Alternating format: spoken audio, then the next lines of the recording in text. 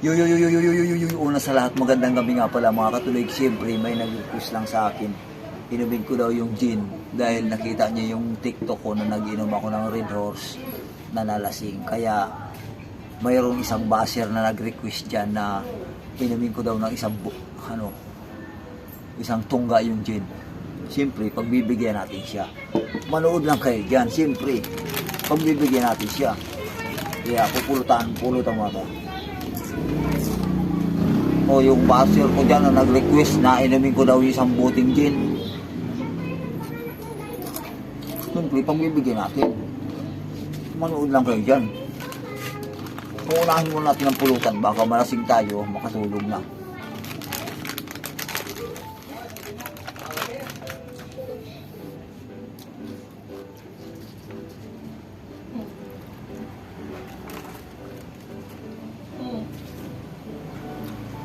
Shout out nga pala sa masulit kong mga followers dyan, mga sulit na followers ko. At yung isang basher ko na nag-request na gin daw yung inumin ko, pagbibigyan kita. Susubukan natin kung kaya natin. Siyempre, pagbibigyan natin, ubusin muna natin yung pulutan, baka malasing tayo, baka tulog na.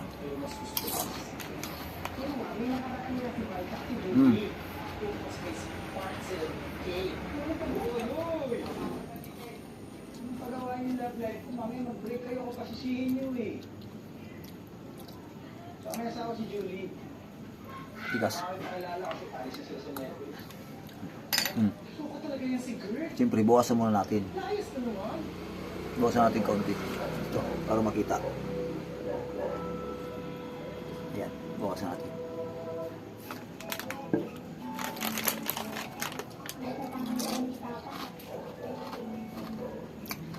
Shout out sa nag-request sa akin dyan na inumin ko yung isang buting gin.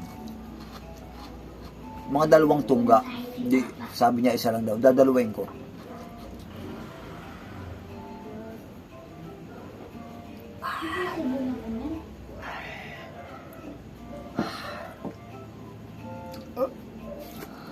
Pulutan muna tayo. Val, this is Jax. Call me Jax. Nice to meet you. I'm Val. I'm happy to serve. I'm Miss Cute, so we must be Mira. Yes, I am Mirza. I was named after the sunflower by Mama and Papa. Oh. Miss Jax is in place. We had the papa.